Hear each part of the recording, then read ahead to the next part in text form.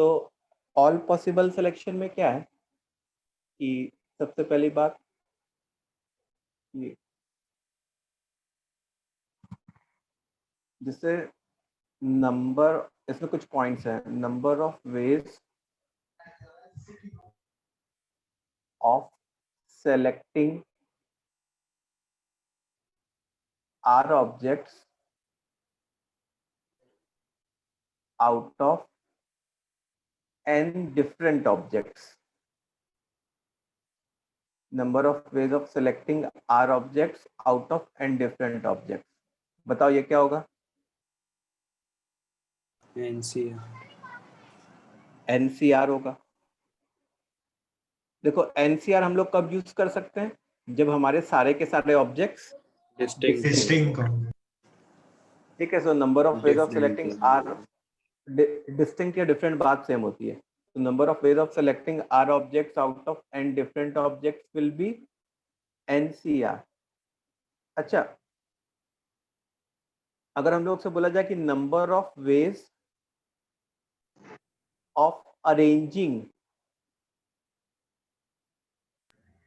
Are objects out of n different objects, इसको हम लोग कैसे लिखते हैं? Number of ways of arranging r objects out of n different objects.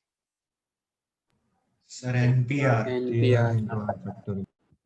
हाँ, तो मतलब पहले तो काम क्या होता कि मेरे को ऑब्जेक्ट सेलेक्ट करना होता। NCR वेज से हम लोग n में से r ऑब्जेक्ट सेलेक्ट करते हैं और उन्हीं सेलेक्टेड r ऑब्जेक्ट्स को अरेंज करते हैं। तो r फैक्टोरियल से अरेंज कर देते हैं, या इसको हम लोग NPR भी लिखते थे। इसको हम लोग क्या करते थे? NPR भी लिखते थे। So number of ways of arranging R objects out of n different objects will be NCR into R factorial, which is NPR। ठीक है? अच्छा, ये दो बातें हो गई। ये दो बातें समझ में आई? हाँ सर। Yes. अच्छा, number of ways of selecting R objects out of n identical objects, ये बताओ क्या होगा? Sir 1। One. Number of ways of selecting r objects out of n identical objects क्या होगा? वन। मतलब n एक जैसे बॉल्स हैं, तो उसमें r बॉल्स की कितनी अलग अलग टीम बन सकती है? बस एक ही बन सकती। अच्छा, number of ways of arranging,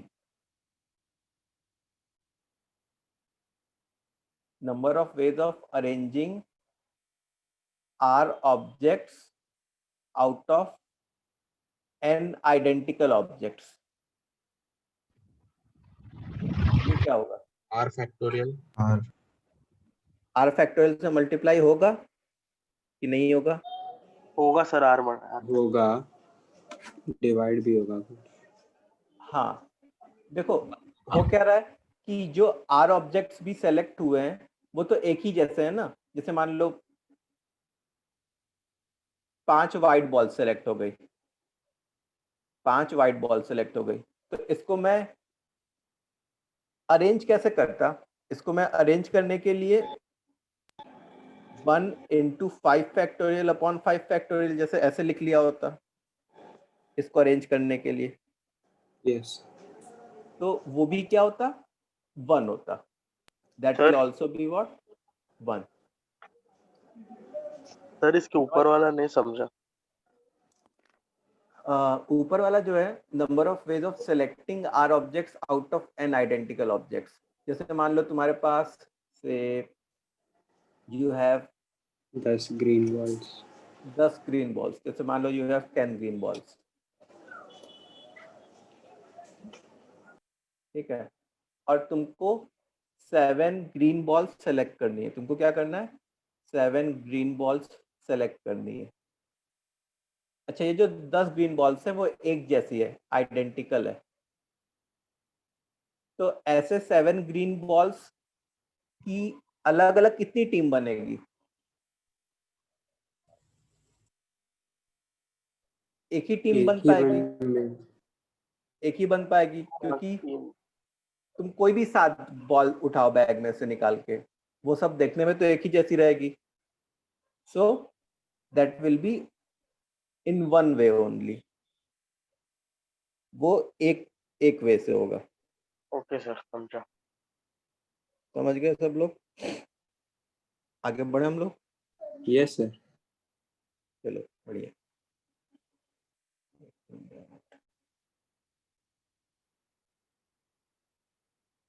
ये हो गया, ये हो गया. अच्छा, अगर नेक्स्ट पॉइंट आए कि number of ways of selecting at least one object from n different objects. तो इसको हम लोग कैसे सोचते हैं? अच्छा, कभी भी एटलीस्ट या एटमोस्ट वाला केस आए तो हम लोग को क्वेश्चन को क्या कर देना चाहिए? केसेस में ब्रेक कर केसेस में डिवाइड कर देना चाहिए, मतलब एग्जैक्ट में कर देना चाहिए. तो केस 1 एटलीस्ट एक ऑब्जेक्ट सेलेक्ट होना है, मतलब से एग्जैक्ट एक ऑब्जेक्ट सेलेक्ट हुआ. वैसे केस 2 क्या होता? एग्जैक्ट 2 ऑब्जेक्ट सेलेक्ट होते हैं. सर बाइजेक्शन करें. बाइजेक्शन भी कर सकते हैं. और लास्ट केस जो होता कि एग्जैक्ट n ऑब्जेक्ट सेलेक्ट होते जाते हैं. समझ में आ रहा है? अच्छा ये बताओ, n डिफरेंट ऑब्जेक्ट्स में से एक ऑब्जेक्ट सेलेक्ट करने का कितना तरीका होता? NC1. NC1. n different objects में से 2 ऑब्जेक्ट सेलेक्ट करने का कितना तरीका होता? NC2. ऐसे ही n डिफरेंट ऑब्जेक्ट्स में से n ऑब्जेक्ट्स को सेलेक्ट करने का कितना तरीका होता? NCn. तो टोटल नंबर ऑफ वेज क्या हो जाता है? केसेस क्या होते हैं? हमेशा आपस में ऐड होते हैं. केस के number of veg NC1 add होते हैं. अच्छा, ये कोई जानी पहचानी सीरीज बन रही है क्या? Sir 2:n. 2:n. हाँ, लेकिन इसमें एक टर्म मिसिंग है. इसमें कौन सा टर्म मिसिंग है? NC0. NC0 ऐड कर दिया और सब्ट्रैक्ट कर दिया. अच्छा, यहाँ से लेके यहाँ तक क्या बन जाएगा? 2n. Complete 2n series. Minus NC0. और NC0 तो क्या होता है? 1. तो अब याद कर लिया कि number of ways of selecting at least one object out of n different objects will be what? 2n. समझ में आई बात? सर थोड़ा सा ऊपर कीजिए ना. देखो,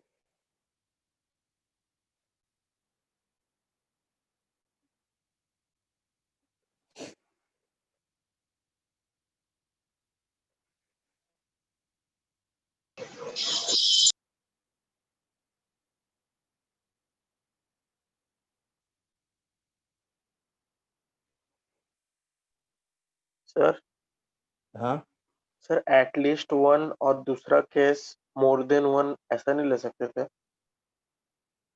नहीं तो वहां पे एग्जैक्ट वन नहीं बनता, मतलब एग्जैक्ट के फॉर्म में नहीं आता ना. अच्छा, थैंक यू. इतना समझ में आ गया? ये सारे पॉइंट समझ में आ गए जो भी हम लोग ने लिखे points? 3-4 point, 1 2 3 Yes, 4 sir. 5 points लिखे. अच्छा ये बताओ कि number of veg of selecting at least one object from n identical objects, ये क्या होता? Number of ways of selecting at least one objects from n identical objects. Sir, n minus 1. n हाँ, एक मिनट हाँ sir, n minus 1. हाँ sir. n minus 1 हाँ, कि n? नहीं सर, सिर्फ n आएगा. n minus 1 आना चाहिए. देखो कि इसमें भी क्या करते हैं हम लोग, एटलीस्ट को किस में कन्वर्ट करते हैं? एग्जैक्ट में. तो केस 1 क्या होता? Exact one object. केस 2 क्या होता? Exact two objects. ऐसे ही लास्ट केस क्या होता? Exact n objects. Exact N objects. आ रही बात समझ में सबको? हाँ सर. अच्छा, एग्जैक्ट एक ऑब्जेक्ट सेलेक्ट करना.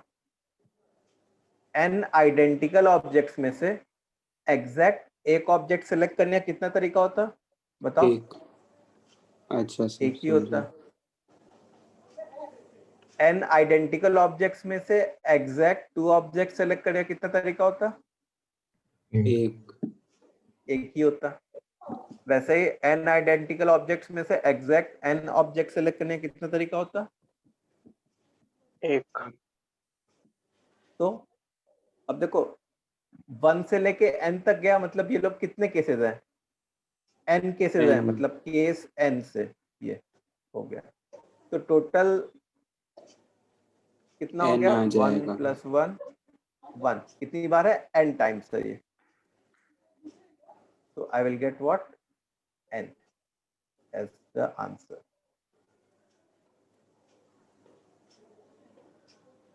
सर अगर सबको एटलीस्ट नहीं होता तो? एटलीस्ट नहीं होता तो मतलब number of ways of selecting any number of objects. तो तो एक केस और बढ़ जाता जहां पे हम लोग एग्जैक्ट 0 ऑब्जेक्ट भी कर देते हैं. हाँ सर, वही पूछना था, 0 ऑब्जेक्ट सिलेक्ट होता है या नहीं होता है?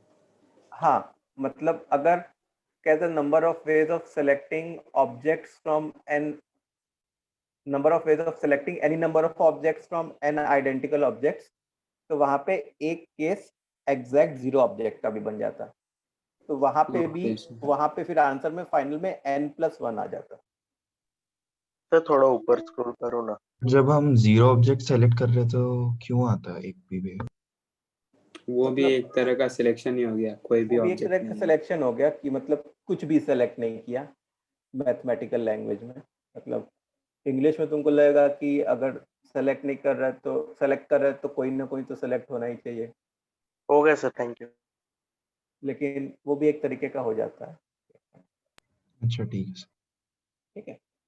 अच्छा, सारे बच्चों कमेंट करो एक बार जल्दी से. यहाँ तक क्लियर है क्या तुम लोग को, जितना भी अभी तक हम Yes, लोग ने sir. पढ़ा? Comment quickly. फोर्थ पॉइंट जरा दिखाइए. फोर्थ पॉइंट, फोर्थ पॉइंट कौन सा है भाई? कौन सा? इसी में है कहीं? हाँ, हो गया हो गया. बस हो गया. Thank you. अच्छा, अब बताओ कि number of ways of arranging, number of ways of what? Arranging r objects, sorry, at least one object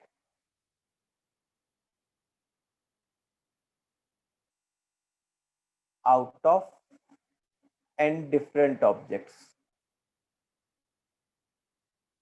Number of ways of arranging r objects out of n different objects.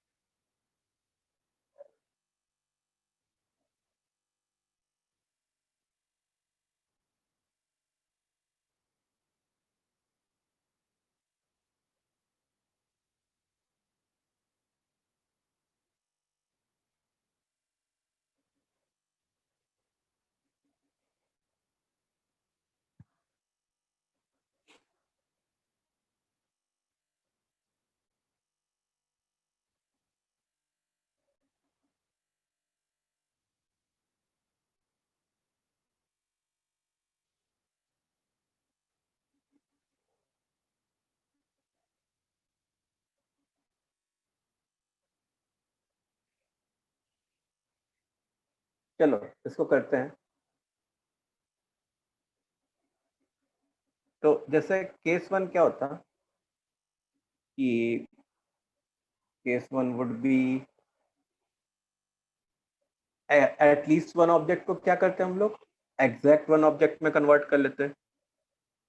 So exact one object को arrange करना है। Case 2 क्या होता,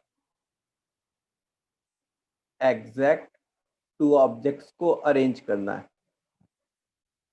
ऐसे ही जो last case होता वो क्या होता, एग्जैक्ट एन ऑब्जेक्ट्स को अरेंज करना है। तो देखो पहले एग्जैक्ट एक ऑब्जेक्ट को अरेंज करने का क्या मतलब है कि पहले एक एन ऑब्जेक्ट्स में से एक ऑब्जेक्ट को सेलेक्ट करना हाँ सर, और फिर उसी एक ऑब्जेक्ट को अरेंज कर देना। तो NCR into into one R factorial बनता जाएगा। हाँ, ऐसे ही एग्जैक्ट टू ऑब्जेक्ट्स का क्या होगा, एन में से दो ऑब्जेक्ट्स को सिलेक्ट कर देना और उसी को अरेंज कर देना, उन दो को अरेंज कर देना। ऐसे ही NCN, एन में से एन ऑब्जेक्ट्स को सिलेक्ट कर लेना और उन्हीं को अरेंज कर देना। तो टोटल क्या हो जाएगा हमारा, total will be NC1 into 1 factorial plus NC2 into 2 factorial। ऐसे ही क्या हो जाएगा, NCN into n factorial। Sir n factorial है क्या आंसर? क्या n फैक्टोरियल है क्या? नहीं, n फैक्टोरियल तो यहीं से आ जाता ना, केवल हाँ, अकेला ये टर्म ही 1 n फैक्टोरियल दे दिया होता। ठीक है, यस ओके। तो यही आंसर है। इसको अब हम लोग फर्दर सिंप्लीफाई तो नहीं कर पाएंगे, मतलब बहुत हुआ तो इसको ऐसा लिख सकते हो, समेशन ऑफ। सर वही मुझे लगा इसके आगे सिंपलीफाई होगा कुछ। नहीं सर summation of- एनपीआर की कोई सीरीज नहीं है क्या, मतलब? नहीं NPR की कोई सीरीज नहीं है।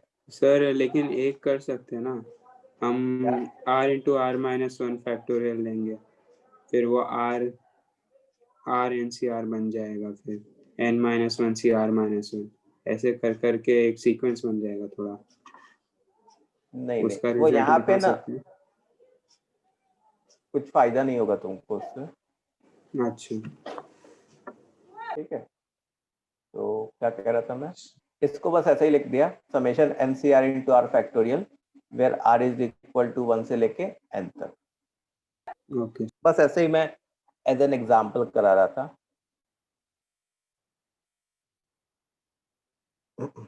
ठीक है, आगे बढ़ा जाओ हम लोग। हाँ सर। चलो अच्छा, अगर जैसे मान लो ऐसा दिया हो कि number of ways of selecting any number of objects out of n distinct objects। Distinct मतलब डिफरेंट। तो ये क्या होता, ये होता मतलब अब जो है जीरो भी इंक्लूड हो जाता, NC0 plus NC1 plus NC2 till NCN। This will become 2 raised to n। The number of ways of selecting any number of objects out of n distinct objects। So ये 2 raised to n होता है। ये जो 2 raised to n number आता है उसमें no object is selected is also included in this, हाँ sir. is also included in this।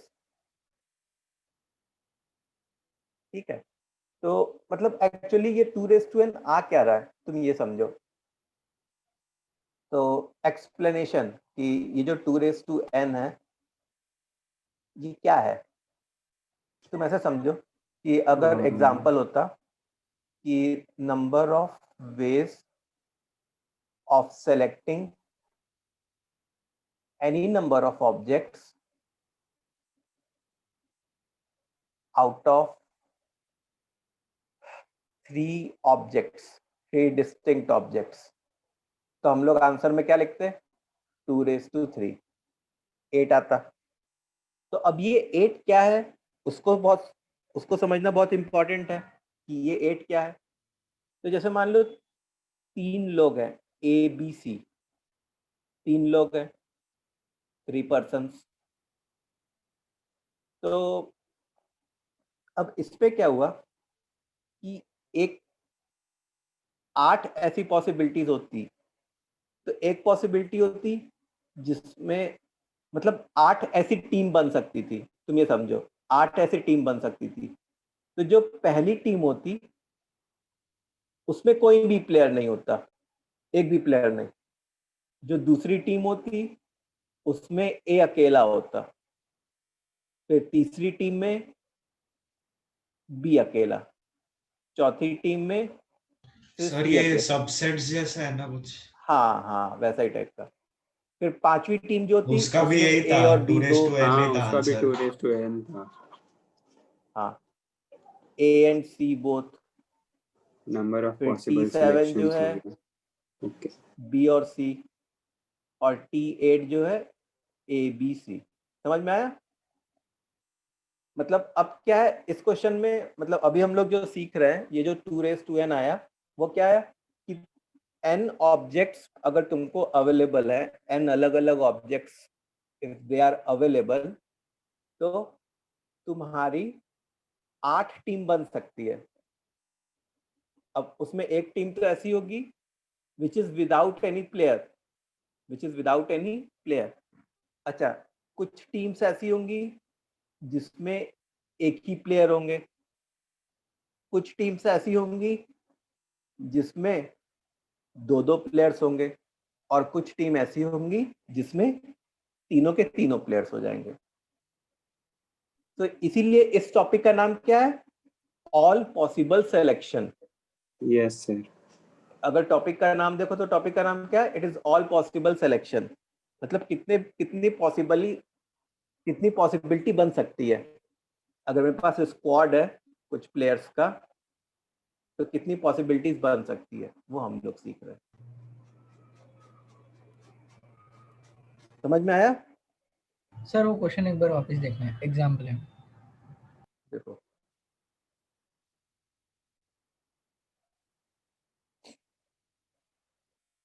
तो बच्चों ये क्लियर है कि हाँ सर. ये जो 8 नंबर है वो क्या आया?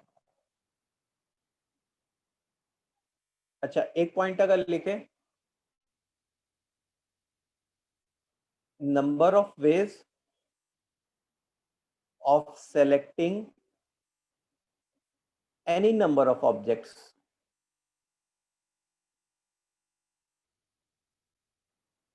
out of n identical objects. Out of n identical objects. तो बताओ ये क्या होगा? इसका क्या आंसर होगा? Number of ways of selecting any number of n+2n. हाँ, सॉरी, n+1. अपन के पास n आइडेंटिकल ऑब्जेक्ट है. तो केस 1 में क्या हुआ कि 0 ऑब्जेक्ट Zero. को सेलेक्ट किया, 0 ऑब्जेक्ट को सेलेक्ट किया. केस 1, केस 2 क्या हुआ? एक ऑब्जेक्ट को सेलेक्ट किया. ऐसे ही लास्ट केस क्या हुआ कि n ऑब्जेक्ट्स को सेलेक्ट किया. समझ रहे हो? तो अगर n आइडेंटिकल में से 0 ऑब्जेक्ट को सेलेक्ट करने का कितना तरीका होता? एक ही तरीका होता. वैसे ही n आइडेंटिकल में से एक ऑब्जेक्ट को सेलेक्ट करने का कितना तरीका होता? वो भी एक तरीका होता. वैसे ही n आइडेंटिकल में से n ऑब्जेक्ट्स को सेलेक्ट करने का कितना तरीका होता? वो भी एक तरीका होता. तो ये सब टोटल यहाँ से लेके यहाँ तक कितने टर्म्स है?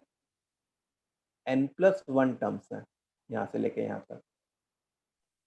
सर हाँ. सर मेरे को एक पहले के टॉपिक में डाउट है. सर जो हम करते थे ना कि मतलब मतलब 7 के अपने अरेंज करने को बोला, तो फिर उसमें से सर आप 7 नंबर्स दिए होगे, उसमें से आपने 5 अरेंज किया है, उसमें फिर फर्स्ट वाले में 7 पॉसिबल है, फिर 6 5 फिर 4 ऐसे वाले है, उसमें सर अरेंजमेंट में आ जाता है। हाँ, उसमें अरेंजमेंट भी आ जाता है, जो फंडामेंटल प्रिंसिपल ऑफ काउंटिंग से करते थे ना, कि पहले वो पोजीशन पे अरेंजमेंट के लिए था। 8 ऑब्जेक्ट्स हैं, दूसरे पोजीशन पे भी 8 हो जाएंगे, तो ओके सर, उसमें अरेंजमेंट भी आ जाता है। Okay sir, thank you. चलो, फिर तो यहाँ एनसीआर पे वाला टोटल फॉर्मूला कैसे आया है? कितना होगा, n+1 वेज।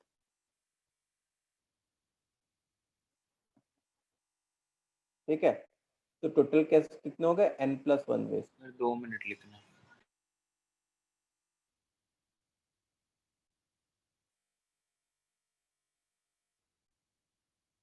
और आप रिपीट करोगे n+1 कैसे है?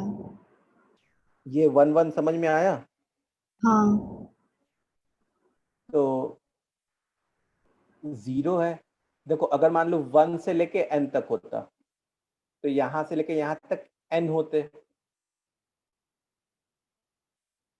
अगर मान लो तुम 1 से लेके 10 तक गई, तो तुमने कितने नंबर्स कवर किए, 10 नंबर्स कवर किए। Yes sir. और अगर एक और टर्म 0 आगे इंक्लूड हो जाता, तो ये एक और इंक्लूड हो जाता, तो 1 + 10 11 हो जाते, समझा। वही n+1।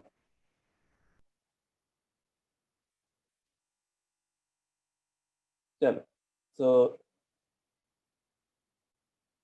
तो अच्छा, यहाँ पे जैसे मान लो एग्जाम्पल है कि 3 आइडेंटिकल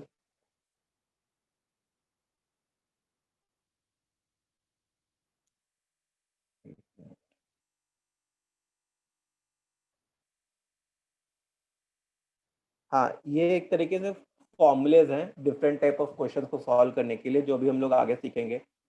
3 आइडेंटिकल बॉल्स हैं, से ग्रीन कलर की बॉल्स है, ठीक है, तो find all possible selection. Sir ये तो वो ऑल पॉसिबल सिलेक्शन कहाँ से, स्टार्टिंग से नहीं हुआ ना, पर हाँ मतलब ये पॉइंट वहां से चालू है ना, number of way of selecting वाले इधर से।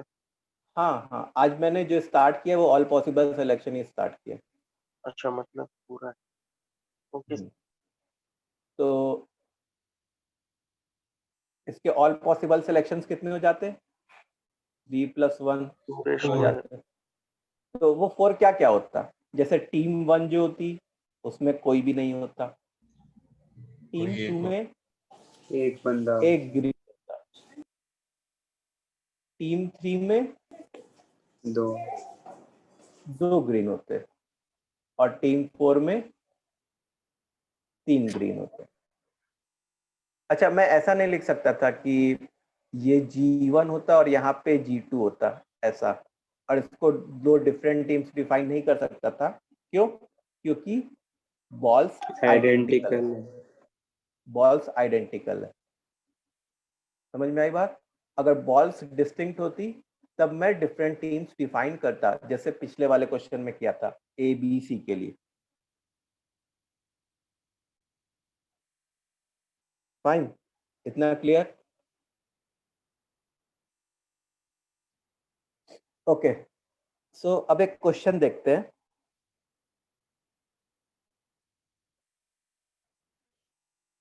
क्वेश्चन क्या है कि let there are 4 bags B1, B2, B3 and B4.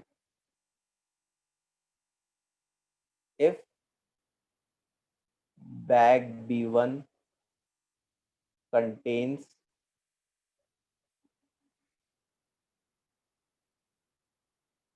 N1, all N1 identical balls,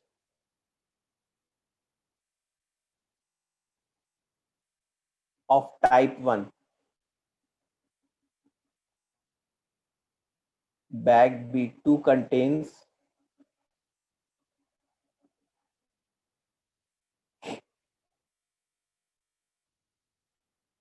N2 number of identical balls of type 2। जैसे टाइप 1 और टाइप 2 का क्या मतलब है कि जैसे बैग 1 में सारी की सारी जो बॉल्स है वो ग्रीन है और बैग 2 में सारी की सारी बॉल्स से रेड है, ठीक है। फिर bag 3 contains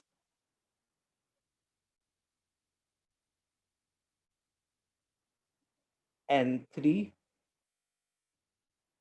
different objects and bag 4 contains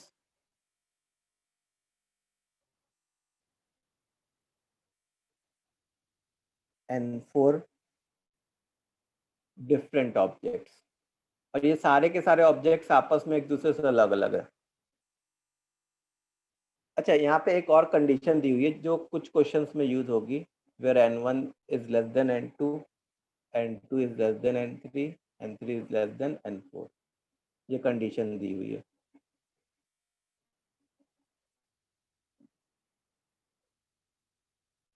then find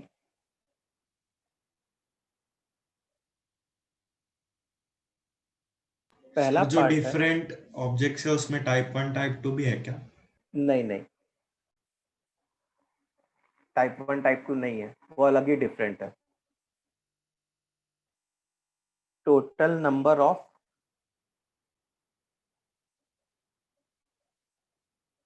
possible selection, bracket में लिखा है at least one object should be selected overall, at least one object should be selected overall, ठीक है। अब देखो, सबसे पहले तो एक बार क्वेश्चन पढ़ो तुम लोग 1 मिनट में, और फिर उसके बाद मैं पहला पार्ट एक्सप्लेन करता हूँ। इसके बहुत सारे सब पार्ट्स भी होंगे, तो पहला पार्ट जब मैं एक्सप्लेन करूँगा तब तुमको बाकी के पार्ट्स को कैसे अटेम्प्ट करना है वो थोड़ा आइडिया लगेगा।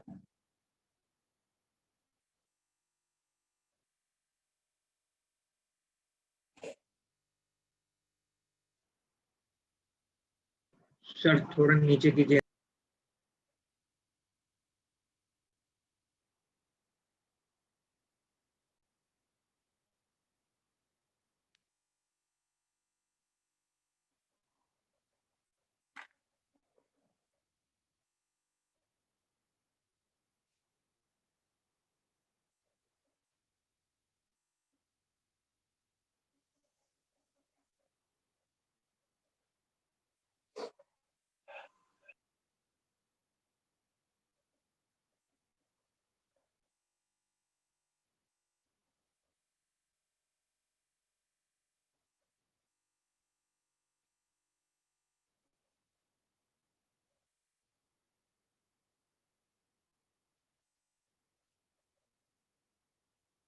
चलो पढ़ लिया क्वेश्चन।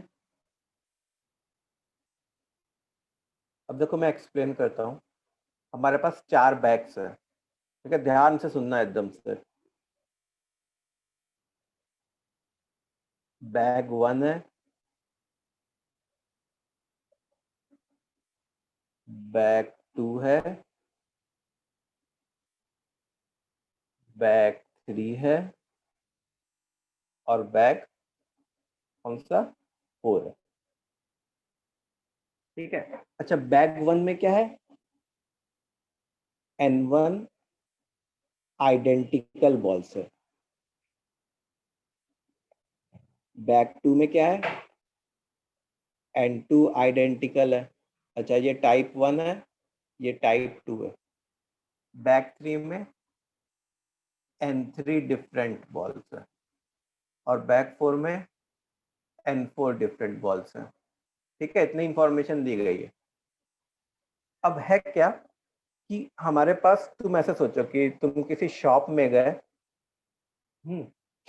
और चॉकलेट्स की 4 जार भरी हुई है। तो ये जो पहला जार है वो से कोई कॉफी बाइट का है। कॉफी बाइट सुनना है? Yes sir. सर सुना।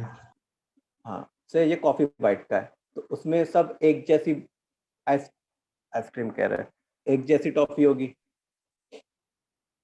दूसरा जो है से मैंगो बाइट का है, तो उसमें N2 मैंगो बाइट्स है और वो सब एक जैसी होंगी।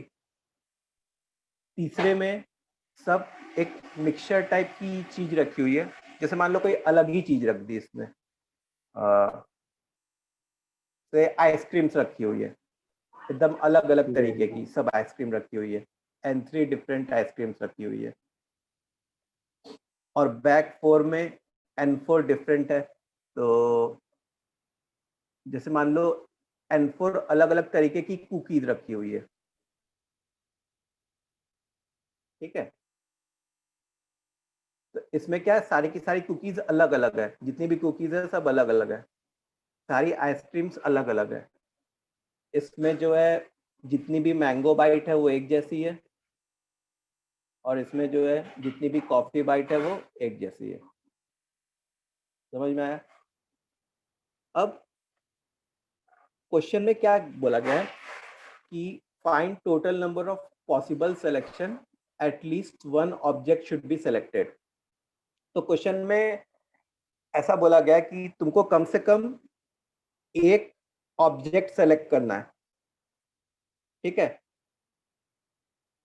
अच्छा, अगर तुमको कम से कम एक ऑब्जेक्ट सेलेक्ट करना है तो क्या हर बैग में से एक ऑब्जेक्ट लेना पड़ेगा क्या? जरूरी है सर क्या? जरूरी नहीं है। किसी में नहीं से ले सकते। जरूरी तो नहीं है, जरूरी तो नहीं है कि हर बैग में से तुमको एक ऑब्जेक्ट लेना ही पड़ेगा। हो सकता है कि तुम एक बैग में से एक ऑब्जेक्ट लो, बाकी बैग में से कुछ छोड़ दो। अच्छा, तो अच्छा, अगर मेरे को एक भी ऑब्जेक्ट नहीं लेना है, मतलब मेरे को कुछ भी नहीं उठाना है, तो उसको कितना तरीका होगा? 1। एक ही तरीका। उसका एक ही तरीका होगा कि मैंने कुछ भी नहीं उठाया। अगर मेरे को कुछ भी नहीं उठाना है तो उसका कितना तरीका होगा? एक ही तरीका होगा। सो मैंने क्या सोचा कि देखो, मेरे को, तुम ऐसे सोचो कि B1 के साथ भी कोई ट्रांजैक्शन करना है, B2 के साथ भी कुछ करना है ट्रांजैक्शन, B3 के साथ भी कुछ ट्रांजैक्शन करना है, और B4 के साथ भी कुछ ट्रांजैक्शन करना है। तो इनके बीच में क्या लग रहा होगा? एंड लग रहा होगा। अच्छा, ट्रांजैक्शन करने का ये मतलब है कि मतलब मैं B1 में से अगर कुछ भी ना उठाऊं, then also I am considering it as a transaction. Fine. तो मेरे को कुछ B1 के साथ भी करना है, कुछ B2 के साथ भी करना है, एंड कुछ B3 के साथ भी करना है, एंड कुछ B4 के साथ भी करना है। तो इनके नंबर ऑफ वेज क्या होंगे? आपस में मल्टीप्लाई होंगे। अच्छा, B1 का total number of possible selection कितना होता? B1 का ऑल पॉसिबल सिलेक्शन कितना होता? N1 plus 1 होता कि नहीं? N1 plus 1, because वहाँ I एक ही have, आना है ना। हाँ नहीं, अभी मैं क्या कर रहा हूँ, अभी मैं केवल ऑल पॉसिबल सिलेक्शंस का बात कर रहा हूँ कि B1 से हम लोग कितने सिलेक्शंस, कितने पॉसिबल सिलेक्शंस कर सकते थे, ठीक है। तो वो सर क्या एंड होगा? में -1 कर देंगे ना। हाँ, B1 से N1 plus 1 सिलेक्शंस कर सकते थे। अच्छा, B2 से कितने पॉसिबल सिलेक्शंस कर सकते थे? N2 + 1। N2 plus 1 कर सकते थे। अच्छा, इस 1 में क्या हो जा रहा है, एक तरीके से नो ऑब्जेक्ट सेलेक्टेड वो भी इंक्लूड हो जा रहा है। अच्छा, B3 से कितना पॉसिबल सिलेक्शन कर सकते थे? 2 raised to N3। 2 raised to N3। इसमें क्या नो आइसक्रीम सेलेक्टेड इंक्लूडेड है कि नहीं है 2n3 में? है। अच्छा, बिफोर से पॉसिबल नंबर ऑफ सिलेक्शंस क्या होता? 2n4।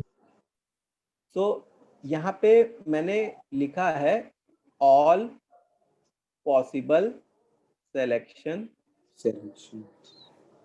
Of each. ठीक है, तो एक बार सब लोग बताओ कि ये क्लियर है कि हर बैग से कितने पॉसिबल सिलेक्शंस है, उसके बारे में मैं ऐसा कमेंट कर सकता हूँ? एक बार जल्दी से चैट में बताओ, चैट बॉक्स में।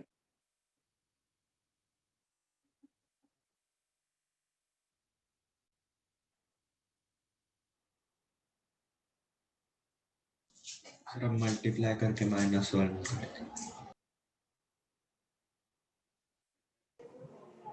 मल्टीप्लाई नहीं कर सकते। तो मल्टीप्लाई क्यों करेंगे?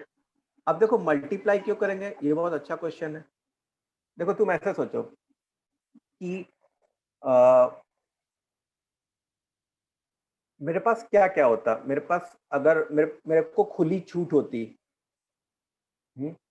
तो और B1 से अगर कोई टॉफी नहीं भी उठा रहा हूं तो उसको भी मैं एक ट्रांजैक्शन मानूंगा। अरे हाँ सर, तो मल्टीप्लाई होगा। तो मेरे को B1 के साथ भी कुछ करना है, B2 के साथ भी कुछ करना है, B3 के साथ भी कुछ करना है, B4 के साथ भी कुछ करना है, बैक 4 के साथ भी कुछ करना है। वो अलग बात है कि अगर मैंने बस एक मैंगो बाइट और एक आइसक्रीम उठाई तो तुमको लगेगा कि मैंने B2 और B3 के साथ ही कुछ किया लेकिन B1 एंड B4 के साथ नहीं किया। ऐसी बात नहीं है, मैंने B1 और उन दोनों B4 के के पास साथ भी जीरो किया। जीरो क्या किया कि उनको नकार दिया, जीरो सिलेक्शन। उनसे जीरो सिलेक्शन किए, उनसे क्या किए, जीरो सिलेक्शन किए। इसलिए इन चारों के बीच में एंड लग रहा है। एंड होने का क्या मतलब है कि सारे के सारे, मल्टीप्लिकेशन। हाँ मतलब एंड होने का तो मतलब मल्टीप्लिकेशन होता है। और एंड क्यों लगाया, क्योंकि हम लोग को सारे के सारे बैग से कुछ ना कुछ ट्रांजैक्शन करना ही है। Is that fine? So all possible selection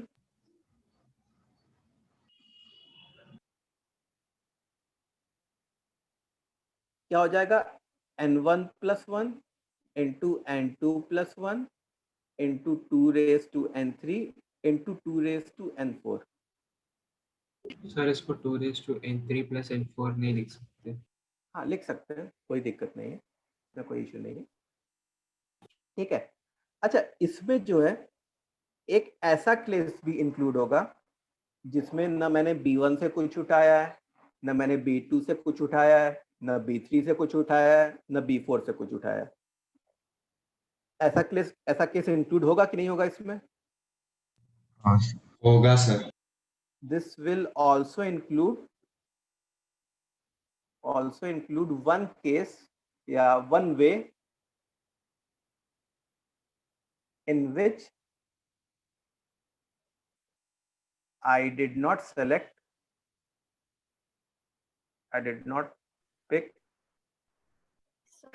any object from any bag. हाँ बोलो बोलो बोलो।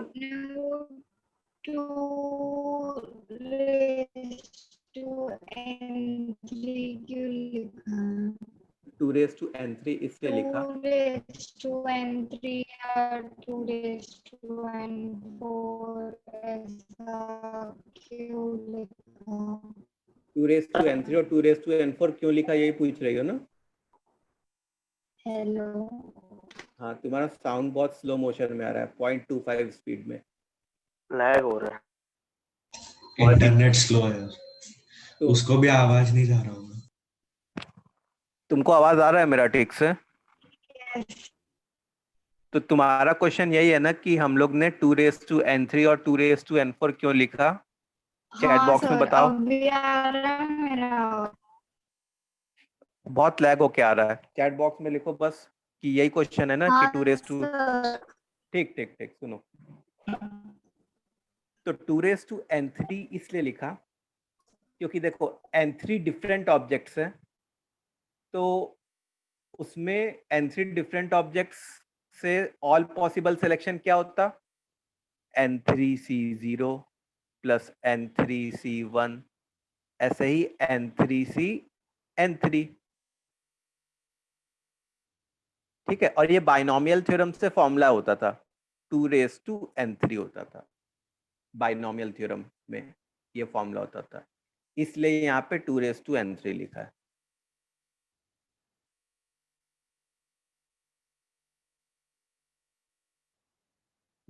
जीरो ऑब्जेक्ट सेलेक्ट किया, एक ऑब्जेक्ट सेलेक्ट किया, ऐसे ही सारे के सारे ऑब्जेक्ट सेलेक्ट कर लिए, तो इन सारों का सम जो है बाइनोमियल थ्योरम से 2n3 होता है, या 2n, जो भी कहो तुम। वैसे यहाँ पे भी वैसे ही होता, 2n4।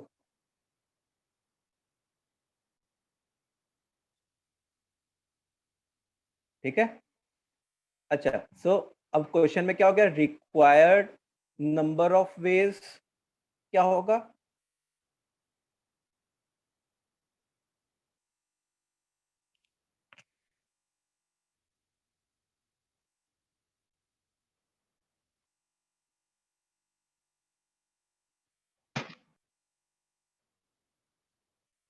श्रुति क्या पूछ रहे हो तुम? नहीं, कौन पूछ रहा है? श्रेया। SS012Y। पूछा सर एक्चुअली। अच्छा, हाँ सर, एक्चुअली हमने वन वे क्यों लिया? टू वे होना चाहिए ना, बिकॉज 2n3 2n4 दो है, दोनों है। नहीं, ये तो सारे पॉसिबल सिलेक्शंस हैं। यस ठीक है, सर, पर लाइक वो जो सिलेक्शन होगा जहाँ कोई भी मेंबर प्रेजेंट नहीं होगा, वैसे तो हाँ। दो होंगे ना सर? नहीं, वैसा तो एक ही होगा ना। दो क्यों? तुम सोचो कि इतनी सारी चॉकलेट्स वगैरह जो भी मैं मैंने बोला लाइक सिनेरियो बताया है। 2n3 जहाँ है वहाँ एक होगा, और 2n4 वहाँ भी एक होगा। नहीं, तुमको ओवरऑल सिनेरियो सोचना है। अच्छा ठीक है, ओवर। एक भी ठीक है। सिलेक्ट नहीं किया किसी ने वैसे से। हुआ तो n1+1 में भी होगा ना? हाँ, नहीं सर, कुछ नहीं। So required number of veg क्या हो जाएगा? ये जो आया है n1+1 into n2+1 into 2n3 into 2n4 minus 1, ये हमारा आंसर हो जाएगा। सर इसमें एटलीस्ट 2 या एटलीस्ट 3 बोलते थे। नहीं तो फिर बहुत सारे सिनारियोस बन रहे होते हैं हमारे, फिर हम लोग को ओके, वो फायदेमंद नहीं होता अपना। हाँ सर हाँ, सर ऐसे ही क्वेश्चन में सर कौन से कंडीशन में हम और लगाते हैं? और तब लगाते हैं जब केसेस बन रहे होते हैं, और हमेशा तभी लगाया जाता है जब केसेस बन रहे होते हैं। तो केसेस कहाँ बन रहे होते हैं? जहाँ पे एटलीस्ट या एटमोस्ट की बात हो रही होगी, वहाँ पे केसेस बन रहे होते हैं।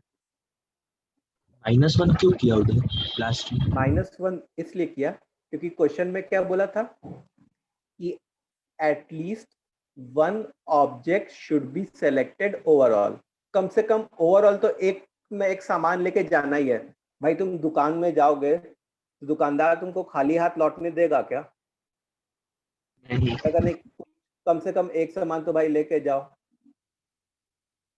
तो जो ये वाली चीज आई थी, ये वाला जो नंबर आया था, इसमें एक केस ऐसा भी इंक्लूडेड था जिसमें मैंने कुछ भी नहीं उठाया सामान, सॉरी कोई भी सामान नहीं उठाया दुकान से, लेकिन हम लोग को तो कम से कम एक सामान उठाना है ओवरऑल, तो इसलिए 1 सब्ट्रैक्ट कर दिया। Okay sir. हाँ, सो अभी ये सॉल्यूशन क्लियर है तुम लोग को बच्चों? पहले क्वेश्चन का सॉल्यूशन अगर ये क्लियर है तो बाकी सारे कर ले जाओगे तुम लोग। सर तो एटलीस्ट 1 वाले ही आते क्वेश्चन। अभी मैं और भी दूंगा तो आप समझ में आएंगे तुमको। Okay sir. सर वो n1 लेस देन n2 वो वाला कहाँ यूज हाँ, है? वो अभी आएगा, यूज आएगा, अभी यूज आएगा। ये एक बड़ा वाला क्वेश्चन है, इसमें बहुत सारे सब पार्ट्स हैं। ठीक है, तो आगे कहीं यूज आएगा अभी। चलो तो सेकंड पार्ट पे चला जाए. Yes. Now the second part is at least one object from each bag should be selected. खुद से करो और कमेंट बॉक्स में मेरे को लिखोगे, चैट बॉक्स में. At least one object from each bag should be selected.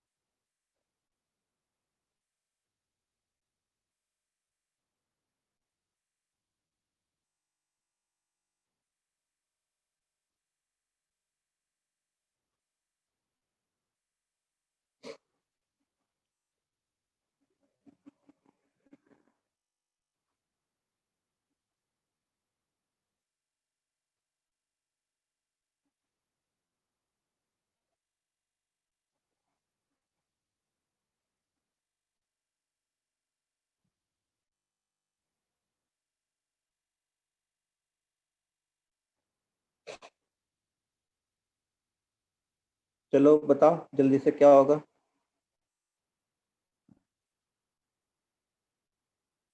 Bag 1. Here n1 into n2 2 raised to n3 minus 1 into 2 raised to n4 minus 1. मतलब वो केस हटा दिया. यार मैं टाइप करने बैठ गया था. अरे टाइप मत करो. देखो इसमें से भी एक कम से कम एक ऑब्जेक्ट उठाना है, तो यहाँ पे नंबर ऑफ वेज n1 हो जाएगा. हाँ सर यही किया. यहाँ पे नंबर ऑफ वेज n2 हो जाएगा. इस बार सब बैग में से कम एक ऑब्जेक्ट आपको उठाना है. यहाँ पे कम से कम एक ऑब्जेक्ट उठाना है, तो 2 रेज टू n3 माइनस 1 और यहाँ पे क्या हो जाएगा 2 रेज टू n4 माइनस 1. अब इन सबको मल्टीप्लाई कर दोगे तो तुम्हारा आंसर आ जाएगा. इसमें एटमोस्ट वाले क्वेश्चन आते हैं क्या पीएनसी में?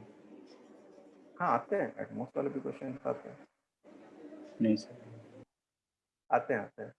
अच्छा चलो थर्ड, ये समझ में आ गया सबको, सेकंड वाला part.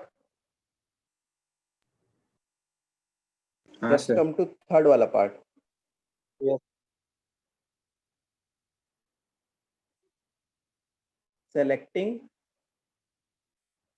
no object from box 3 और ब्रैकेट में overall at least one object should be selected. Overall at least one object should be selected.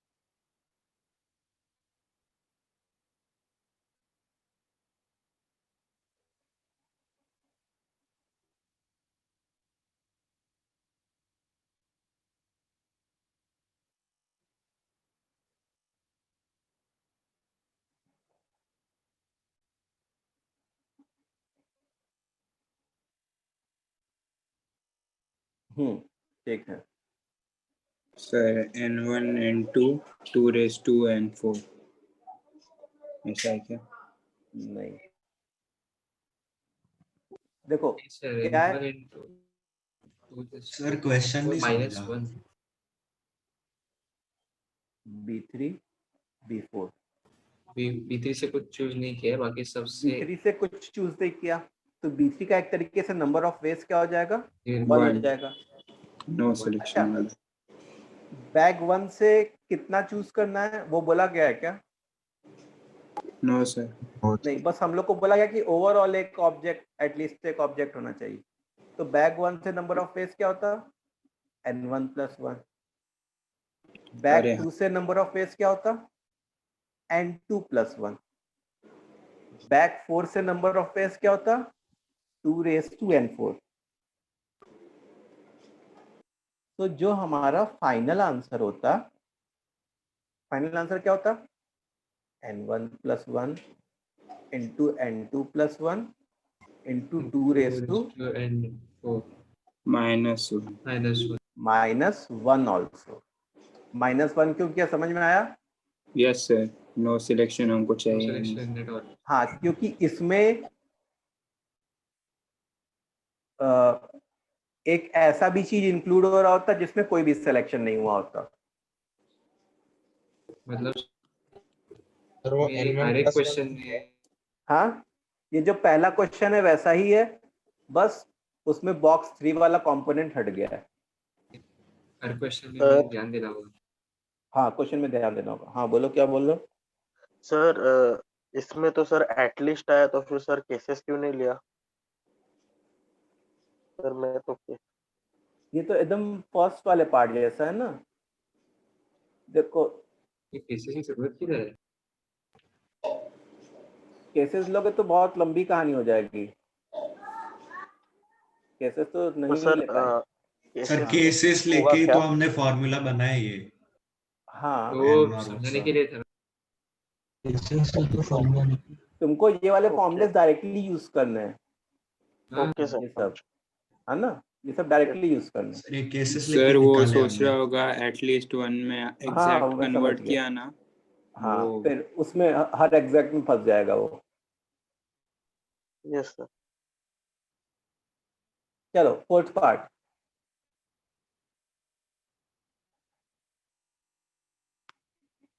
Fourth part है selecting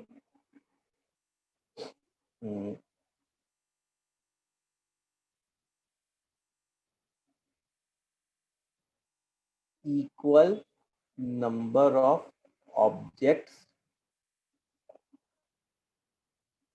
from B3 and B4 और ब्रैकेट में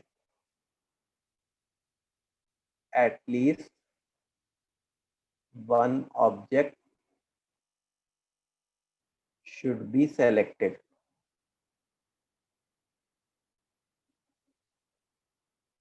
sir अभी वो bracket, condition का use आएगा। हाँ,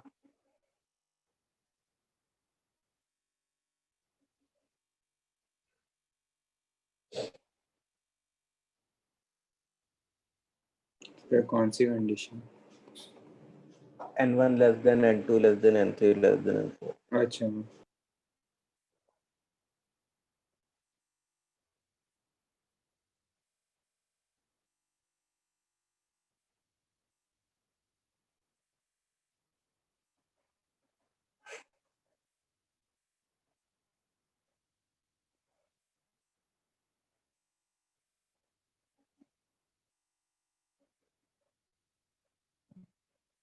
हो गया सर। सिर्फ अभी B4 में भी n3 ऑब्जेक्ट्स लेने पड़ेंगे।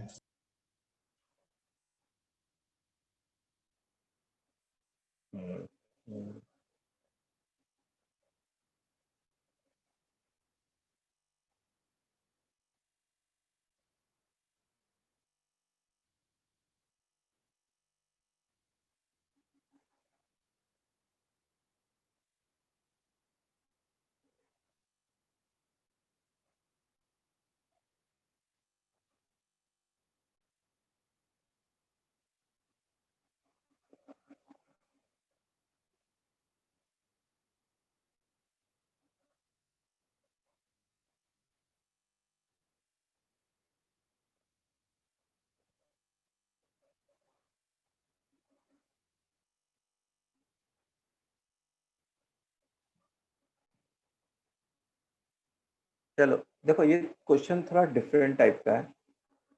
अब equal number of objects from back 3 and back 4, तो वो इक्वल नंबर कितना है वो भी तो देखना पड़ेगा ना। दोनों Yes, बैग में से एक एक ऑब्जेक्ट निकाला या दोनों बैग में से दो दो ऑब्जेक्ट्स निकाले, तो यहाँ पे हम लोग को क्या करना पड़ेगा, केसेस लेना Cases. पड़ेगा। ठीक है, तो देखो जैसे ये बैग 1 है, हाँ ये क्या है, बैग 2 है, ये बैग 3 है और ये बैग 4 है। तो केस 1 में मैंने क्या सोचा कि बैग 3 में से भी 0 निकाला और बैग 4 में से भी 0 निकाला। ठीक है, अच्छा केस 2 में मैंने क्या सोचा, बैग 3 में से 1 निकाला, बैग 4 में से 1 निकाला। ऐसे ही नेक्स्ट केस में क्या होता कि बैग 3 में से 2 निकाला, बैग सर आप 4 में केसेस से क्यों ले रहे हैं आप भी? क्योंकि Cases बैग 3 और बैग 4 में से कितने कितने ऑब्जेक्ट्स निकालने हैं वो भी तो मैटर कर रहा है ना। तो मैंने B4 ऐसा में नहीं से कहा, N3 लेंगे ना बस। नहीं मैंने ऐसा थोड़ा बोला है कि बैग 3 और बैग 4 में से तुमको N3 ऑब्जेक्ट्स ही उठाने हैं। बस क्या बोला गया है कि बैग 3 और बैग 4 में से जितने जो भी ऑब्जेक्ट्स उठाओ वो लोग इक्वल इन नंबर्स होने चाहिए। मैंने ऐसा बोला है क्या कि बैग 3 और बैग 4 में से आपको N3 और N3 ऑब्जेक्ट्स उठाने हैं, ऐसा बोला है क्या? नहीं, और कंफ्यूजिंग है। बस सर क्या उनकी बोला गया, base same sir total N3 objects होंगे ना B4 में? क्या B4 में टोटल N3 ऑब्जेक्ट्स ही लेंगे ना, क्योंकि उससे ऊपर तो B3 के जाएंगे ही नहीं। हाँ, तो एक समय ऐसा आएगा जब बैग 3 के N3 ऑब्जेक्ट्स खत्म हो जाएंगे हाँ और सर यही कह रहा था में मैं। भले N4 ऑब्जेक्ट्स हैं लेकिन मैं N3 ऑब्जेक्ट्स तक ही ले पाऊंगा क्योंकि बैग 3 तब तक खत्म हो चुका होगा। समझ में आई बात? ये Yes. यस ये पहले ये चीज क्लियर है केसेस बच्चों? सर वापस बोलो ना। देखो मेरे को क्या करना है, selecting equal number of objects from bag 3 and bag 4। तो बैग 3 और बैग 4 में से equal number of object select करना है। तो मैंने केस 1 लिया कि बैग 3 में से भी मैं 0 ऑब्जेक्ट सेलेक्ट करूंगा और बैग 4 में से भी 0 सेलेक्ट करूंगा। दूसरा केस लिया कि बैग 3 में से भी एक ऑब्जेक्ट उठाऊंगा, बैग 4 में से भी एक ऑब्जेक्ट उठाऊंगा। तीसरा केस लिया कि बैग 3 में से भी 2 ऑब्जेक्ट उठाऊंगा, बैग 4 में से भी 2 ऑब्जेक्ट उठाऊंगा।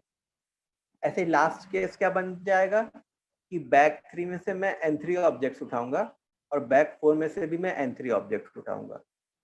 अब इसके आगे क्यों नहीं जा सकते, क्योंकि देखो बैग 3 में N3 ऑब्जेक्ट्स था, बैग 4 में N4 ऑब्जेक्ट्स था और क्वेश्चन में ये दिया था कि N3 is less than N4। तो जो लास्ट वाला केस होता उसमें बैग 3 एकदम खाली हो जाता, N3 के N3 उठ जाते। अब मैं अगर तुम सोचो कि मैं N3+1 उठाऊं तो ये पॉसिबल होता क्या बैग 3 में से? नहीं, No, sir. नहीं पॉसिबल होता। भाई किसी अगर बैग में 10 ऑब्जेक्ट्स हैं तो उसमें से क्या तुम 11 ऑब्जेक्ट्स उठा सकते हो क्या? नहीं, No, sir. सर। नहीं, तो इसलिए इसके आगे कोई केस नहीं बनता। अच्छा बैग 1 के बारे में इन्होंने कुछ कमेंट किया क्या कि बैग 1 में से कितना उठाना है? No, sir. तो बैग 1 के सामने क्या आएगा, नंबर ऑफ वेज, N1+1. बस N1+1 आ जाएगा। और बैग 2 के सामने क्या आएगा, N2+1. N2+1। अच्छा यहाँ पे भी बैग 1 के सामने क्या आएगा, N1+1। बैग 2 के सामने क्या आएगा, N2+1। सिमिलरली केस 3 में भी बैग 3 के इन सामने, दोनों का सेम ही आएगा ऐसा। हाँ ये हर जगह सेम आता जाएगा। अब देखो टोटल क्या होता, टोटल जो होता वो, अब ये बताओ कि बैग 3 में से 0 ऑब्जेक्ट निकालने का कितना तरीका होता? एक बैग 3 तरीका। में, एक ही तरीका। बैग 3 में N3 डिस्टिंक्ट ऑब्जेक्ट्स हैं तो 0 ऑब्जेक्ट निकालने का कितना तरीका होता? एक। एक N3C0 और बैक 4 में से 0 ऑब्जेक्ट निकालने का कितना तरीका होता? N4C0। अभी करोगे? N3 अच्छा। डिस्टिंक्ट ऑब्जेक्ट्स में से 0 ऑब्जेक्ट्स निकालने का कितना तरीका होता? N3C0। N4 डिस्टिंक्ट ऑब्जेक्ट्स में से 0 ऑब्जेक्ट निकालने का कितना तरीका होता? N4C0। अच्छा, वैसे यहाँ पे N3 बैक 3 में से N3 ऑब्जेक्ट्स में से 1 ऑब्जेक्ट निकालने का कितना तरीका होता? N3C1 N3C1। और इधर क्या आ जाता? N4C1। N4C1। अच्छा, यहाँ पे C का यूज क्यों कर रहे हैं हम लोग? C का यूज क्यों कर रहे हैं? सिलेक्शन कर रहे हैं डिस्टिंक्ट ऑब्जेक्ट में से। हाँ, क्योंकि डिस्टिंक्ट ऑब्जेक्ट्स हैं। N3 और N4 क्या है? डिस्टिंक्ट ऑब्जेक्ट्स हैं। और ये लोग कौन से थे? ये लोग आइडेंटिकल वाले थे। तो ये जो मैं ब्रैकेट में लिख रहा हूँ, वो ब्रैकेट में क्या लिख रहा हूँ? एक तरीके से नंबर ऑफ वेज।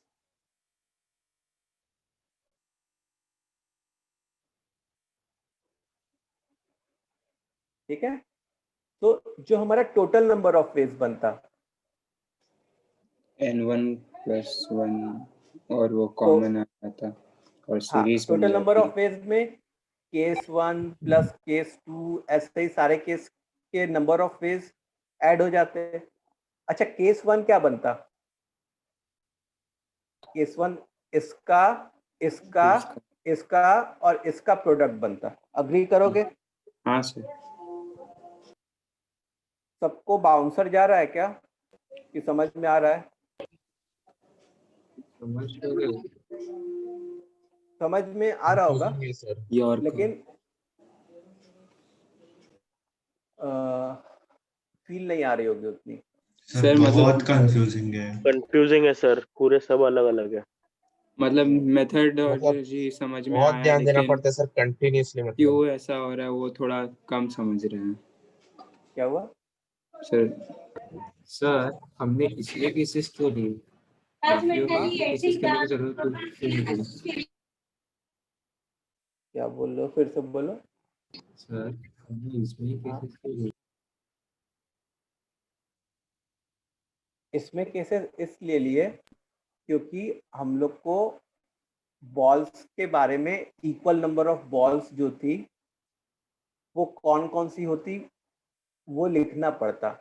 अगर जैसे मैं लिख लेता कि B3 और B4 में से केवल 5 बॉल्स निकालने, 5 बॉल्स निकालने, तो फिर मेरा आंसर पता है क्या होता? N1+1 into N2+1 into N3C5 into N4C5 हो जाता बस। लेकिन बस ऐसा क्यों होता? सर पर N3C5 भी ले सकते थे ना, क्योंकि बॉल तो सेम ही है, ग्रीन ही तो है। कहाँ पे? अच्छा, मतलब उन दोनों के अंदर अलग अलग है। हाँ, नहीं, वो डिस्टिंक्ट है ना, B3 और B4। B3 अच्छा, और B4 हाँ, तो डिस्टिंक्ट और है। डिफरेंट ऑब्जेक्ट कंटेन करते हैं ना। ठीक है। अच्छा, ये इधर का सर क्या समझा। आएगा? इधर का जो है N3C1 इंटू N4C1। ऐसे ही आखिरी में, आखिरी तक चले जाते हैं। आखिरी में क्या आता? N1+1 N2+1 into N3CN3 into N4CN3। Series ठीक बन है। गई। अब देखो, पहले तो कुछ प्रोडक्ट टर्म्स कॉमन आएंगे, ये वाले टर्म्स कॉमन आ जाएंगे। हाँ सर। तो N1+1 इंटू N2+1।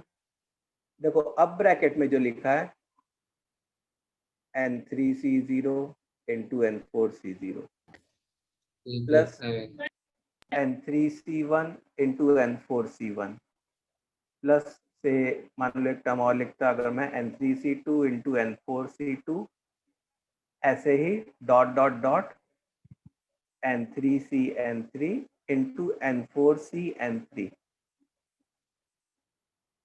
ठीक है। अच्छा, ये जो रेड कलर में सीरीज लिखी है, ये सीरीज हम लोग ने बाइनोमियल थ्योरम में पढ़ी है। इसको इवैल्यूएट F4।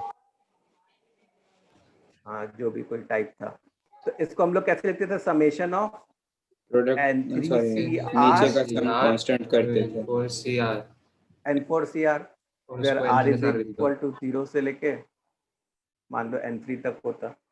अब देखो अभी तो कोफिशिएंट का सॉरी सबस्क्रिप्ट का सम कांस्टेंट नहीं है, तो उसको मेड कांस्टेंट करते थे। N yes minus sir N4 minus r. हाँ, तो इसको ऐसे लिख देते थे N3CR रहने देते थे, N4CR को N4C N4 माइनस आर। ऊपर वालों का सम करके N3 प्लस अब N4 सी कांस्टेंट का सबस्क्रिप्ट ऊपर बना देते हैं हाँ N3 plus N4 C CN4 C N4 और इधर वाला जो है वो तो ऐसे ही आ जाता है N1 हाँ plus sir 1 into N2 plus 1। Related है सर ये से सर ये मुझे हमारा आंसर B1 और B2 वाला वापस समझाओ ना। क्या B1 और B2 B1 और B2 बैक 1 और बैक 2 हाँ कि इसका N1 प्लस 1 और N2 प्लस 1 क्यों हाँ आया? हाँ यस देखो अच्छा अभी इस क्वेश्चन में एक -1 भी होगा आंसर में, फाइनल आंसर में। क्यों होगा? सर क्योंकि हम हर लोग केस को में क्यों आया, सेम क्यों आया हर केस में? हर एक केस में सेम इसलिए आया क्योंकि बैग 1 और बैग 2 में से, जैसे बैग 1 में से तुमको कोई रिस्ट्रिक्शन है क्या कोई ऑब्जेक्ट को सेलेक्ट करने की?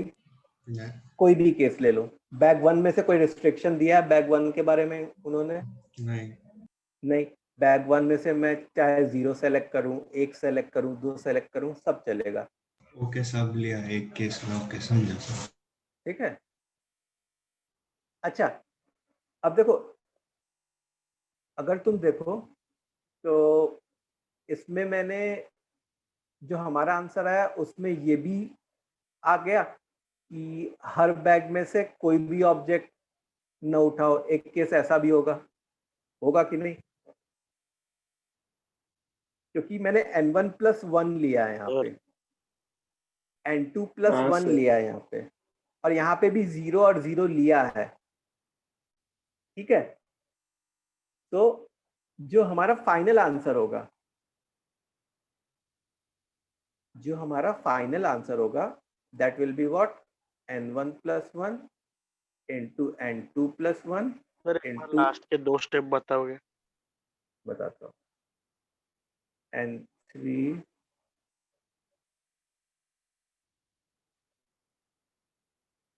प्लस N4 CN4 माइनस 1, ये हमारा आंसर आता है। हाँ, सो एक बार जल्दी से बस स्टूडेंट्स कमेंट कर दो, ये वाला पार्ट, स्पेशली ये वाला पार्ट समझ में आया जो और फोर्थ आपने पार्ट है तो हम लोग किए? आपने एंड में -1 वाला वापस समझा सकते हो? सर अब माइनस समय वापस समझो। पूरा सम ही वापस समझा दूं? सर लास्ट के 2 स्टेप। देखो शुरू से सुनो। देखो, selecting equal number of objects from bag 3 and bag 4 बोला गया है। मतलब बैग 1 और बैग 2 के बारे में कुछ भी कमेंट नहीं किया गया कि बैग 1 से आपको कितने सेलेक्ट करने हैं, बैग 2 से आपको कितने सेलेक्ट करने हैं, कुछ भी कमेंट नहीं किया गया। तो अब बैग 3 और बैग 4 से कितने ऑब्जेक्ट सेलेक्ट किया, बस इक्वल नंबर बोल दिया। तो अब इक्वल नंबर बोलने से तो काम नहीं होगा। काम तो कब होगा? जब वो इक्वल नंबर एग्जैक्टली कितना होगा वो पता करना होगा। पहले केस 1 मैंने ऐसे लिया कि बैग 1 में से 0 ऑब्जेक्ट सेलेक्ट किया, सॉरी बैग 3 में से 0 सेलेक्ट किया और बैग 4 में से भी 0 सेलेक्ट किया। केस 2 ऐसा लिया कि बैग 3 में से एक ऑब्जेक्ट उठाया, बैग 4 में से भी एक उठाया। फिर नेक्स्ट केस लिया, बैग 3 में से 2 उठाया, बैग 4 में से भी 2 उठाया। लास्ट केस जो लिया, बैग 3 में से N3 उठाया और बैग 4 में से भी N3 ही उठाया। अब उसके बाद अलग से केस नहीं बन पाएगा, नेक्स्ट केस नहीं बन पाएगा, क्योंकि नेक्स्ट केस बनने के लिए इसको N3 प्लस 1 होना पड़ता। ये N3 प्लस 1 तो ठीक है, मान लो हो भी सकता था, लेकिन ये तो नहीं हो सकता था ना। क्योंकि इस बैग में n3 ऑब्जेक्ट्स ही हैं, इसलिए हमारे यहां तक केसेस खत्म हो गए। इतना क्लियर है? अब बैग वन के बारे में, अब जैसे केस वन के बस ध्यान दो, बस केस वन को ध्यान दो। तो बैग वन के बारे में तो कुछ नहीं बोला कि कितना उठाना है कितना नहीं उठाना। तो बैग वन में से तुम जितना चाहो उतना उठा सकते हो, ऑल पॉसिबल सिलेक्शन, तो n1 + 1। वैसे बैग टू में से ऑल पॉसिबल सिलेक्शन, कोई भी रिस्ट्रिक्शन नहीं है, n2 + 1। अच्छा, बैग 3 में n3 डिस्टिंक्ट ऑब्जेक्ट्स हैं और उसमें से 0 ऑब्जेक्ट्स उठाए, तो उसके नंबर ऑफ वेज क्या होते हैं? n3c0। बैग 4 में n4 डिस्टिंक्ट ऑब्जेक्ट्स हैं, उसमें से 0 ऑब्जेक्ट्स उठाए, तो उसमें नंबर ऑफ वेज क्या होते हैं? n4c0। ऐसा ही केस 2 लिया। केस 2 में देखो, बैग 1 और बैग 2 में तो कोई रिस्ट्रिक्शन नहीं था, तो वो n1 + 1 और n2 + 1 आता। बैग 3 में से एक ऑब्जेक्ट उठाया, n3 डिफरेंट ऑब्जेक्ट्स में से एक ऑब्जेक्ट उठाने का कितना तरीका होता? n3c1। ऐसे ही n4 डिस्टिंक्ट ऑब्जेक्ट्स में से एक ऑब्जेक्ट उठाने का कितना तरीका होता? n4c1। सिमिलरली ये तो n1 + 1 ही रहता और ये n2 + 1 ही रहता। फिर बैग 3 में से n3 ऑब्जेक्ट्स में से n3 ऑब्जेक्ट उठाने का n3c3। फिर n4 में से n3 ऑब्जेक्ट उठाने का n4c3। अब टोटल नंबर ऑफ वेज क्या होता? सारे केसेस के समेशन। तो देखो, केस 1 का आंसर क्या आता? n1 + 1 into n2 + 1 into n3c0 into n4c0। ये केस 1 का आंसर आता। ये पूरा केस 1 है, यहां से लेके यहां तक। ऐसे ही n1 + 1 into n2 + 1 into n3c1 into n4c1, ये पूरा केस 2 है। ऐसे ही यहां से लेके यहां तक लास्ट केस है। अब n1 + 1 इंटू n2 + 1, ये कॉमन आ जाता है हर जगह तुम्हारा। तो ब्रैकेट में क्या बचता? n3c0 into n4c0 plus n3c1 into n4c1, n3c3 into n4c2, n3cn3 into n4cn3। अब इस समेश इसको अगर तुम समेशन फॉर्म में लिखोगे तो तुम्हारा क्या आ जाएगा? n3cr into n4cr। अब ये जो है बाइनोमियल थ्योरम में पढ़ा है। बाइनोमियल थ्योरम में ये टाइप 4 सीरीज थी, प्रोडक्ट वाली सीरीज। हाँ। तो उसमें सबस्क्रिप्ट का सम हम लोग या तो कांस्टेंट देखते हैं तो मेड कांस्टेंट करते हैं। तो अभी तो तुम अगर सबस्क्रिप्ट का सम करोगे तो वो तो 2r बन जा रहा है, जो कि कांस्टेंट नहीं है। अब मेड कांस्टेंट के लिए सोचा तो n4cr को n4c n4 - r लिख दिया, तो अब सबस्क्रिप्ट का सम n4 बन जाता। तो फाइनल आंसर लिखने का एक तरीका बताया था। फाइनल आंसर लिखना कैसे होता है? ऊपर वाले को ऐड करो, n3 + n4 c, इन दोनों का सम n4। तो अच्छा, ये जो आंसर आया इसमें एक, ये जो फाइनल आंसर आया इसमें एक केस ऐसा भी होगा जिसमें कुछ भी नहीं उठाया है, क्योंकि देखो n1 + 1 + 1 हुआ, मतलब कि एक केस ऐसा हुआ था इसमें जिसमें कुछ भी नहीं उठाया था। n2 + 1 + 1 हुआ, इसका मतलब एक केस ऐसा हुआ था जिसमें कुछ भी नहीं उठाया था। फिर यहाँ पे भी हम लोग ने जो स्टार्ट किया है वो कहाँ से स्टार्ट किया है? 0 0 से स्टार्ट किया है बैग 3 और बैग 4 में। तो इस ओवरऑल में एक केस ऐसा भी होगा जिसमें किसी बैग में से भी कोई भी ऑब्जेक्ट आपने नहीं उठाया। लेकिन क्वेश्चन में क्या पूछा गया है? क्वेश्चन में पूछा गया है कि selecting, sorry, at least one object should be selected.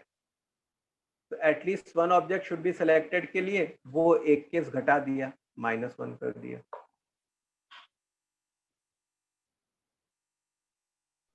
Sir एक बार रिपीट करोगे कि -1 क्यों लिखा? -1 इसलिए लिखा क्योंकि ये जो वैल्यू है ना, इसमें मतलब तुम ऐसे समझो कि this value it also includes one case in which no object is selected. ठीक है, मतलब एक ही केस ऐसा होता है ना जिसमें कोई भी ऑब्जेक्ट तुमने सेलेक्ट नहीं किया, लेकिन हम लोग को उतने बस वो नंबर ऑफ केस बताने जिसमें कम से कम एक ऑब्जेक्ट सेलेक्ट किया। जैसे मान लो कि 10 तरीका होता ओवरऑल, जैसे मान लो ये 10 तरीका आता, ठीक है, तो उसमें एक तरीका ऐसा होता जिसमें मैंने कुछ भी पिक नहीं किया, बाकी के 9 तरीके में कम से कम एक तो पिक किया होगा ना। तो फाइनल आंसर लाने के लिए इसीलिए 1 सब्ट्रैक्ट कर दिया ताकि वो 9 आ जाए। 10 10 माइनस 1 9 आ जाए।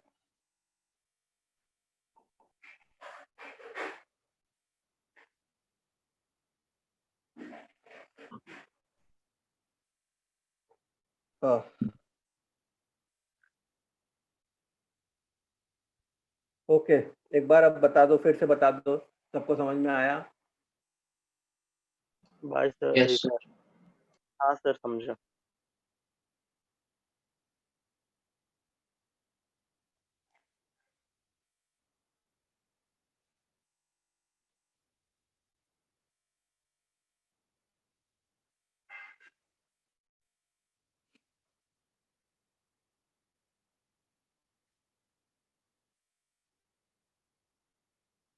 अच्छा, जैसे मान लो एक सब पार्ट होता, ये कौन सा सब पार्ट था? फोर्थ था।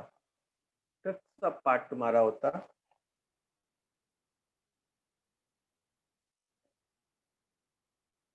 Selecting equal number of objects from From oval. back 2 and back 3.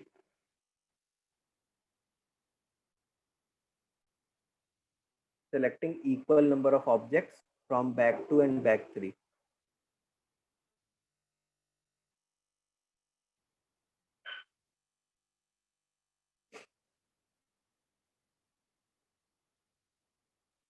Sir आप ऊपर का लाइन दिखा सकते हो क्या? सेंटेंस सर हो गया सर। सर आप एकदम स्टार्टिंग के पॉइंट्स दिखाओ ना सर, मैं स्क्रीनशॉट ले लेता हूँ, मैंने लेट ज्वाइन किया था। कोई बात नहीं, अब मैं आप PDF PDF ही पे भेज भेज दूंगा। देना sir. Okay sir.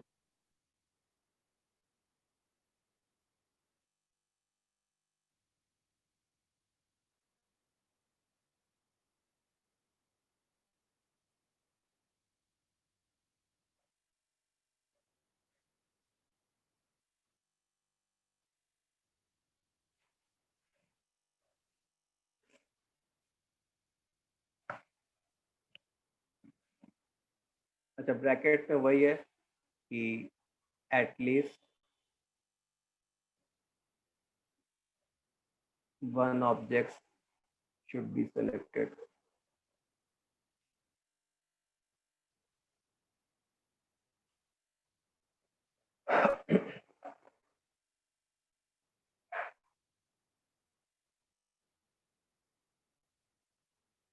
Sir, answer n1 plus 1 into 2 raised to n3 into 2 raised to n4 है क्या? अच्छा एटलीस्ट है तो -1।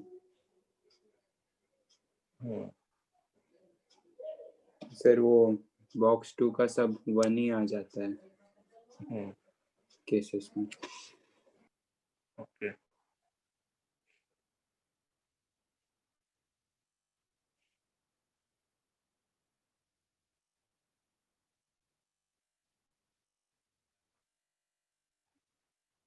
चलो तो देखो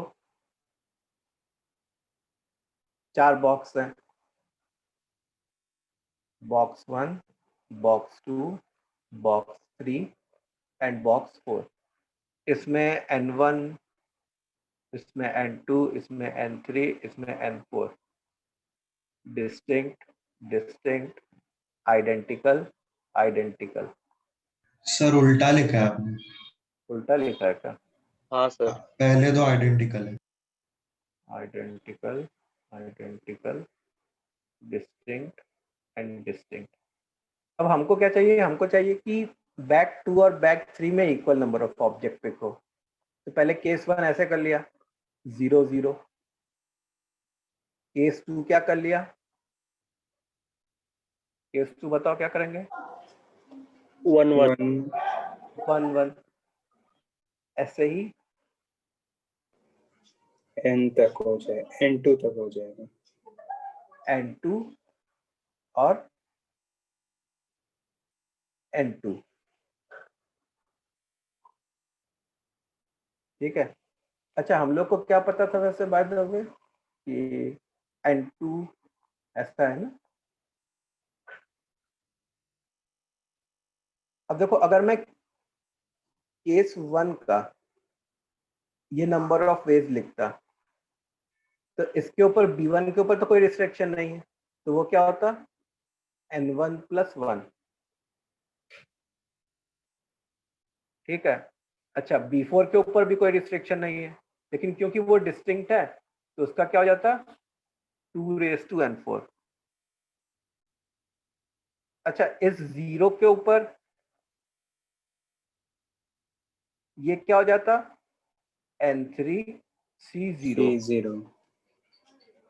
अच्छा, ये क्या हो जाता? n2 1 आइडेंटिकल में से 0 निकालना, मतलब 1। अच्छा, केस 2 में ये तो n1 + 1 ही रहता, ये 2n4 रहता, ये क्या रह जाता? n3c1, और ये क्या होता? 1 ही 1। होता। ये समझ में आ रहा है क्यों ये लोग 1 है? हाँ सर आइडेंटिकल हाँ है। सर समझ आएगा। आइडेंटिकल है। सो अच्छा, सर वो आखिरी 1 में, क्यों हो रहा है? क्योंकि आइडेंटिकल ऑब्जेक्ट्स में से, जैसे तुम्हारे पास n आइडेंटिकल ऑब्जेक्ट्स हैं, उसमें से r ऑब्जेक्ट्स पिक करने का एक ही तरीका होता है। अच्छा, वो स्टार्टिंग में बताया। Yes sir. वैसे यहाँ पे n1 + 1, 2n4।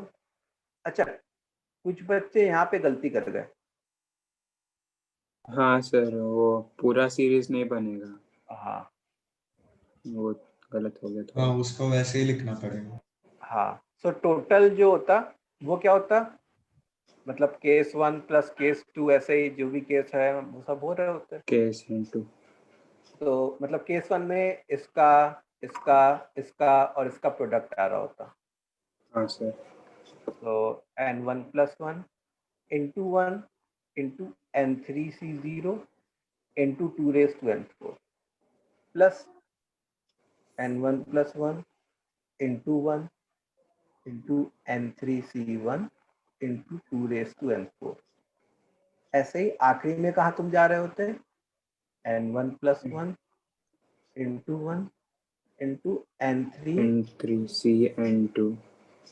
× 2n4। अब जो कॉमन निकाल सकते थे वो निकाल लेना। n1 + 1 × 2n + 4 कॉमन लीजिए। × 2n4 को कॉमन ले लिया, तो n3c0 + n3c1, ऐसे ही n3c n2। अच्छा, इसको हम लोग अब फर्दर सिंप्लीफाई नहीं कर सकते। यस सर, वो ठीक सीरीज है। तो हमारा जो फाइनल आंसर होता, फाइनल आंसर में क्या हो रहा होता? 1 सब्ट्रैक्ट भी हो रहा होता। हाँ सर, एटलीस्ट फाइनल 1 आंसर में, होता। हाँ, क्योंकि सर वो एटलीस्ट 1 -1 हमेशा भूल जाता हूँ। हाँ, नहीं, स्टार्टिंग में सर ने भी नहीं लिखा था। तो नहीं, मैं पहले यहाँ से टोटल लिख रहा हूँ, फिर उसके बाद फाइनल आंसर यहीं पे लिख दिया। मतलब नहीं तो मेरे को एक लाइन और लिखना पड़ता जिसमें ये सब लिखता, फिर एंड में 1 सब्ट्रैक्ट करता। हाँ सर। ठीक है। तो ये समझ में आ गया? सर हाँ सर अगर हमें गिवन नहीं है कि n1 n2 n3 मतलब कौन सा बड़ा है कौन सा छोटा है तो बता नहीं। नहीं सकते। नहीं तो फिर क्वेश्चन इनकम्प्लीट हो जाएगा ना हमारा, अच्छा ठीक है। क्वेश्चन इनकम्प्लीट हो जाएगा। सर यहाँ पे कुछ दिया था क्या वैसा? हाँ क्वेश्चन के स्टार्टिंग में दिया था ना, n1 less than n2,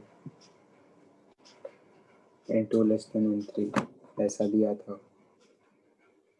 अच्छा एकदम स्टार्टिंग, हाँ यस सर। ठीक है। तो आज एक बार वीडियो फिर से देखना, वैसे तो अपलोड होने में शायद टाइम लग जाएगा, कोई नहीं। सर एक बार वो कल दिखा दो ना तक हो जाएगा वो क्वेश्चन। तो bye sir. Bye sir, thank you sir. Thank you sir, bye bye. कल हम लोग सारे डाउट्स वगैरह डिस्कस कर लेंगे, ठीक है। और क्या कह रहा था सर वो जो आपने शीट दी है उसका कोई और डीपीपी भी करना है? हाँ अभी मैं एक बार उसको देख के बताता हूँ, ग्रुप पे पोस्ट कर देता हूँ। Okay sir, thank you. Thank you sir, thank you sir, bye good night sir. Sir, take care sir. ठीक है चलो बाय बाय।